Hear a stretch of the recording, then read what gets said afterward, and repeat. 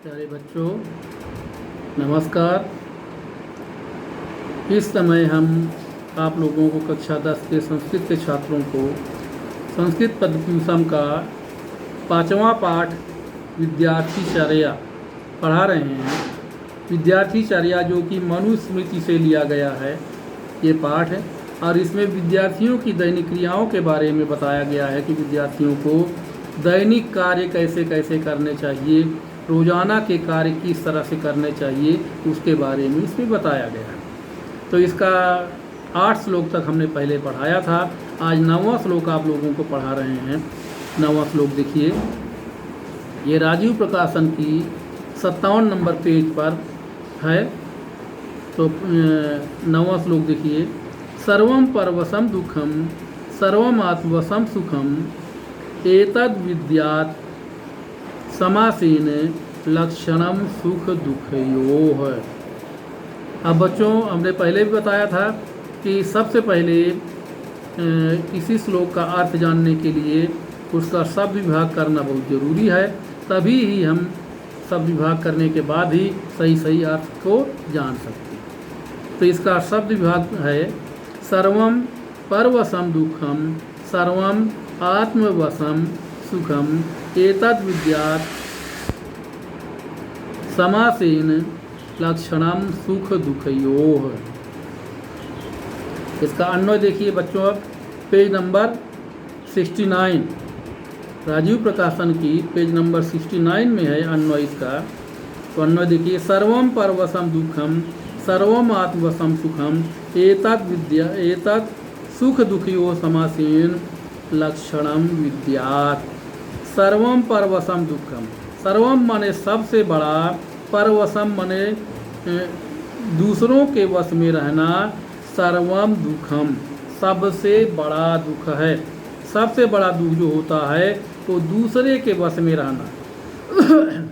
सर्वम परवशम दुखम सबसे बड़ा दुख जो है दूसरे के वश में रहना है।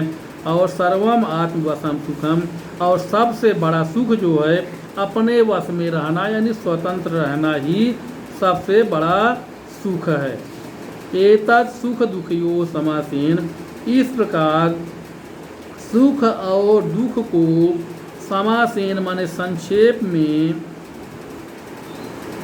लक्षणम विद्यात्, लक्षण जानना चाहिए। यानी ये जानना चाहिए कि सभी के जीवन में एक न एक दिन सुख और दुख आना ही है। लेकिन सर्वम परवशम दुखम, सबसे बड़ा दुख जो होता है वो दूसरों के वश में रहना है।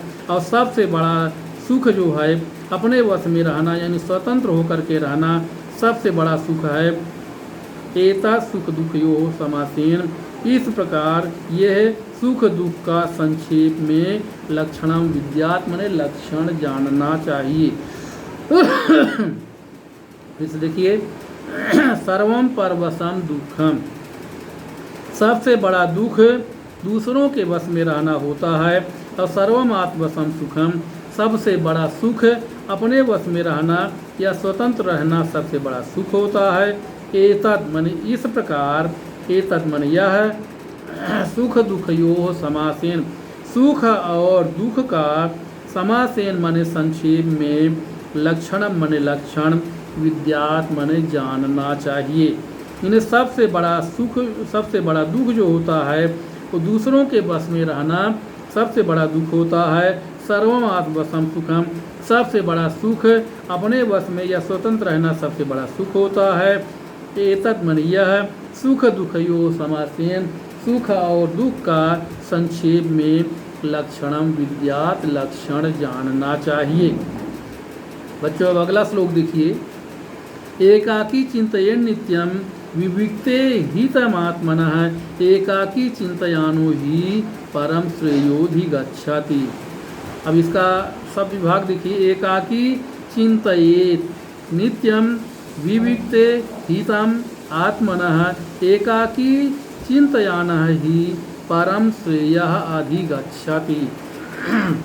अब अन्वय देखिए इसका, एकाकी नित्यम विविक्ते, एकाकी माने अकेले, नित्यम माने हमेशा, विविक्ते माने एकांत में आत्मनः हितम चिंतयेत, अपने हित के बारे में चिंतयेत माने चिंतन करना चाहिए।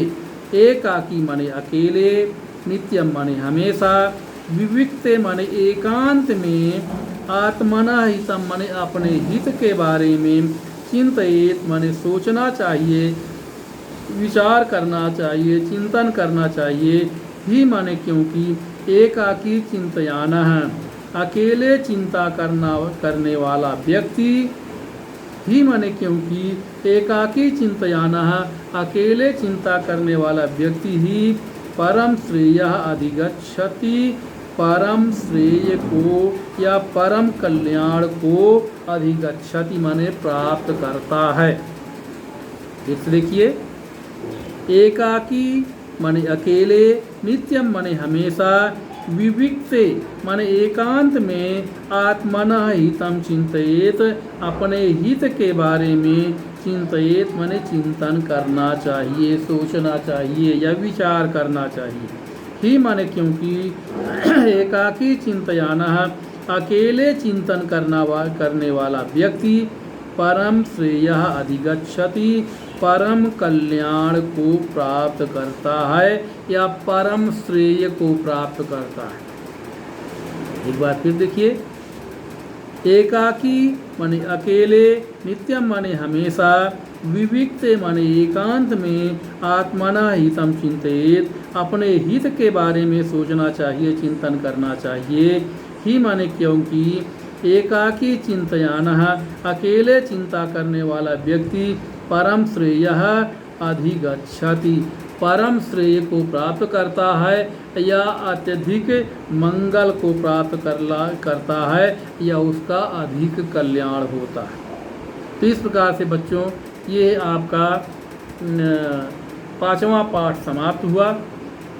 अब इसे बच्चों हम आप लोगों को कुछ प्रश्न देंगे और आप लोग इसको किताब से देख करके इसका अर्थ बार बार करके समझें तो अच्छी तरह से समझ में आ जाएगा कि इनके अर्थों को रटने की ज़रूरत नहीं है, इनके अर्थ को समझने की ज़रूरत है, शब्दार्थ को समझने की ज़रूरत है।